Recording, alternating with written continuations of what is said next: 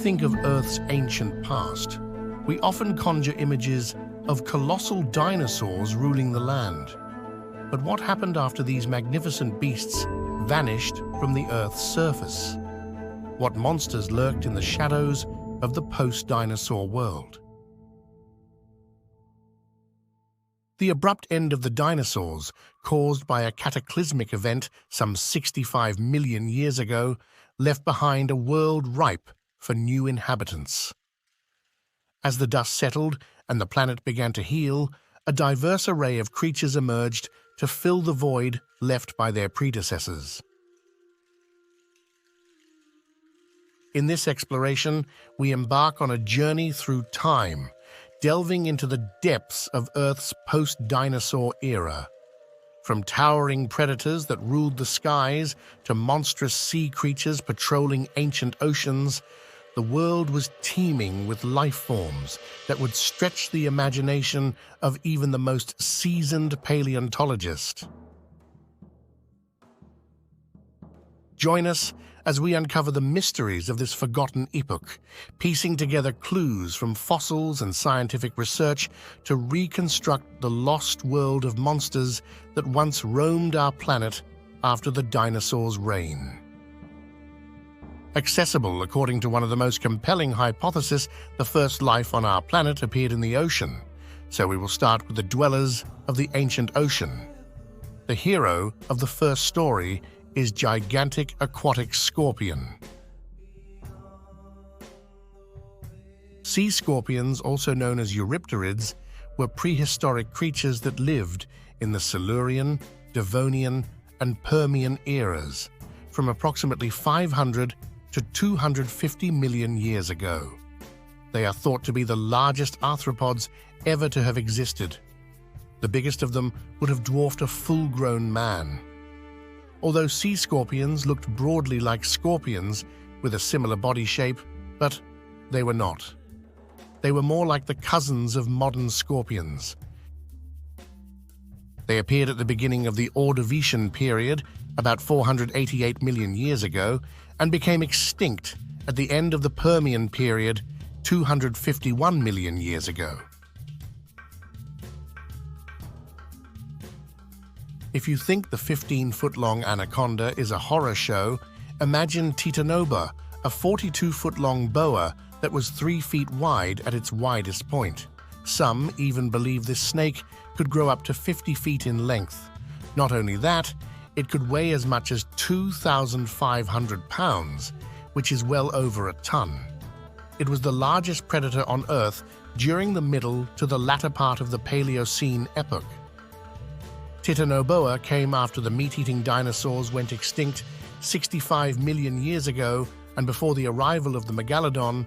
Paleontologists also believe that TITANOBOA had brownish or grayish skin, which camouflaged it, at least somewhat, in the muddy rivers of the tropical rainforests where it flourished. How fast it moved on land, and whether or not it could climb trees, is debatable.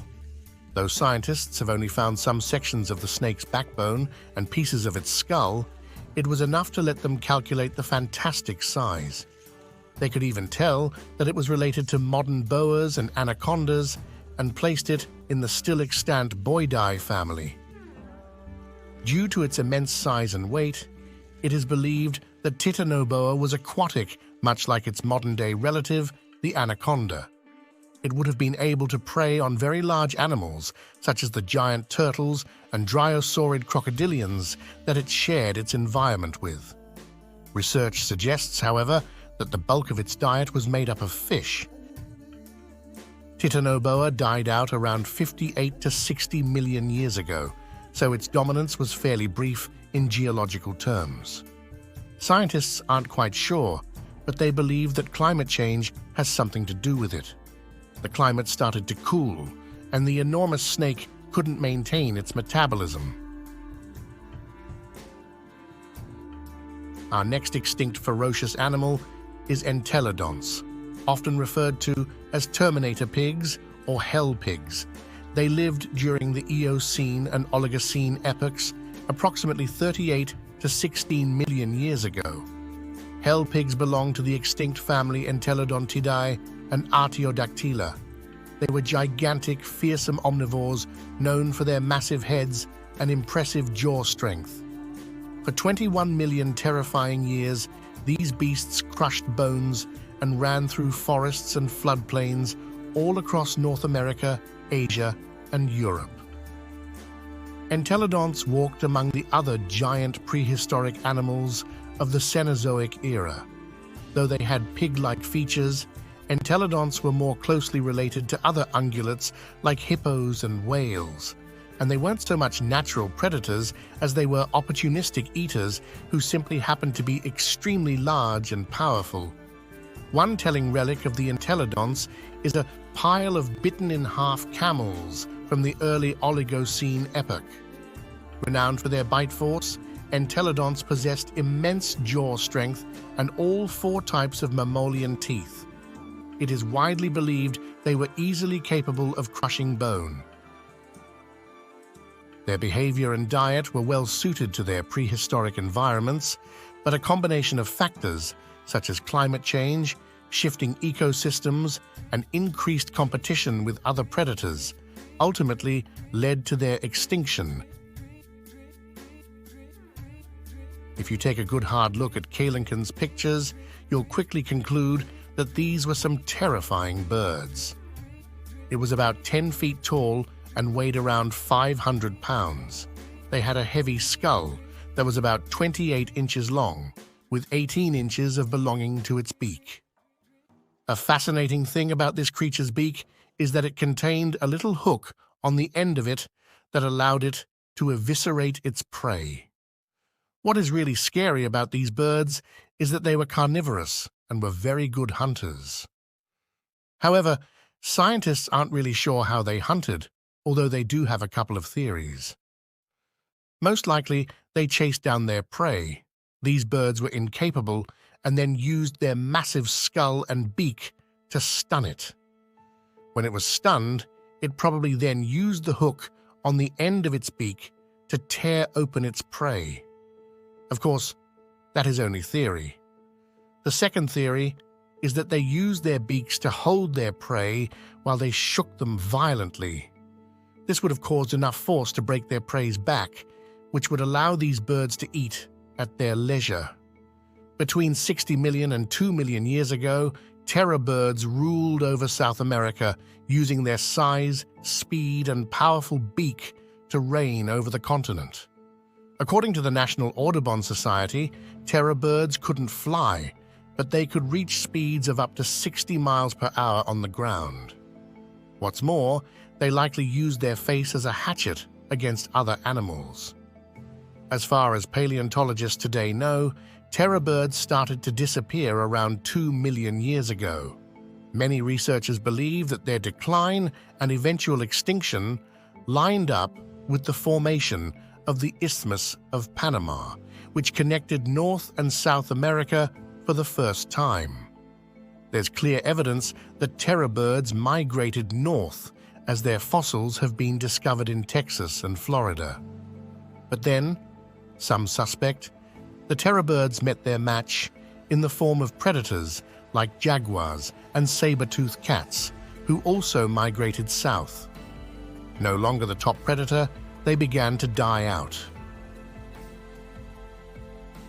If you looked closely at DEINOSUCHUS's pictures, then you would most likely agree with the name terrible crocodile, because it was indeed one.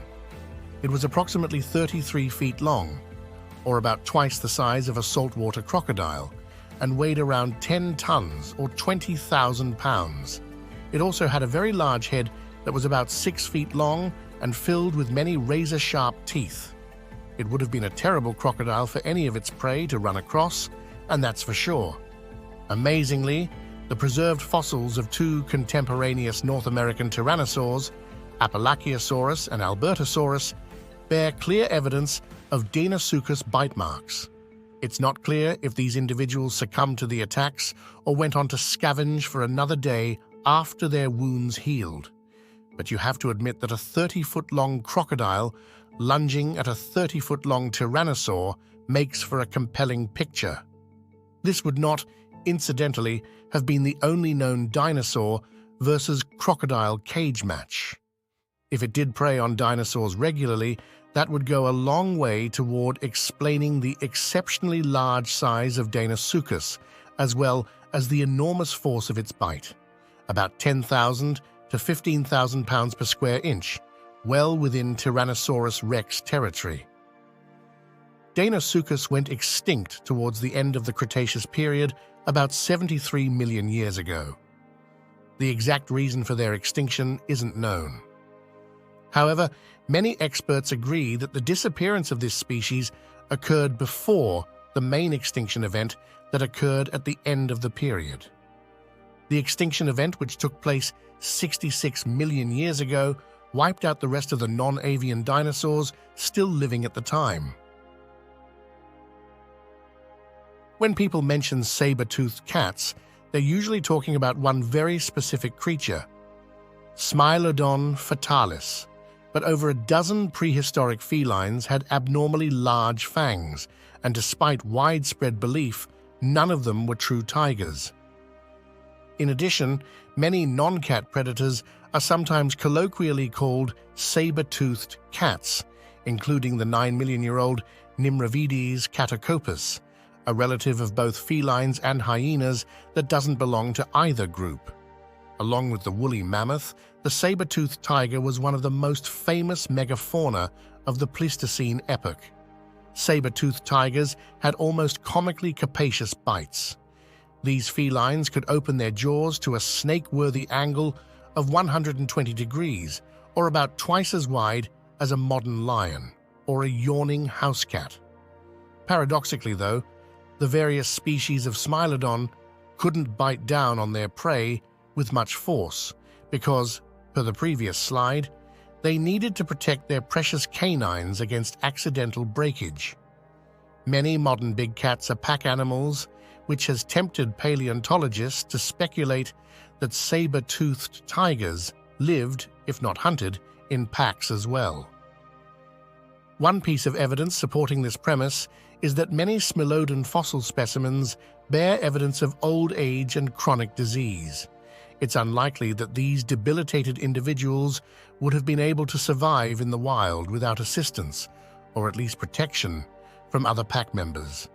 Why did this saber-toothed cat vanish off the face of the earth toward the end of the last ice age? It's unlikely that early humans had either the smarts or the technology to hunt Smilodon to extinction. Rather, you can blame a combination of climate change and the gradual disappearance of this cat's large-sized, slow-witted prey. Assuming scraps of its intact DNA can be recovered, it may yet be possible to resurrect this kitty under the scientific program known as de-extinction. Arctodus simus, also called the bulldog bear, the giant short-faced bear, was undoubtedly the fastest-running bear that ever lived. Rangier and longer-legged than any bear today, it was about 5 feet at the shoulders when walking and stood as tall as 12 feet on its hind legs. Unlike pigeon-toed modern bears, its toes pointed straight forward, enabling it to walk with a fast, purposeful gait. It probably could run over 40 miles per hour, despite weighing over 1,500 pounds. Its skull and shearing type of teeth indicate a highly carnivorous way of life. Its eye sockets are set wide apart and face forward, giving it excellent vision. Its short, broad snout had a huge nasal passage, which probably means it had a keen sense of smell and could inhale great volumes of oxygen while pursuing prey. The large width of the jaws about their shortness, plus the huge insertions for biting muscles, gave this bear a vice-like killing bite and the ability to crush bones to obtain marrow. Tests of bone samples show a very high ratio of nitrogen-15 to nitrogen-14, a nitrogen signature that indicates a true carnivore. Everything considered, paleobiologists conclude that the giant short-faced bear ate only meat. Because they were so large and imposing, short-faced bears didn't face many predators. They could run for long distances and often quite fast. They weren't as adept at turning quickly, however. This likely impacted the prey they could hunt, however, rather than making them prey for other animals. Short-faced bears faced the threat of a changing climate with changing food sources. As their prey dwindled, they had less to eat. They were very large bears and needed to eat a lot to maintain their size.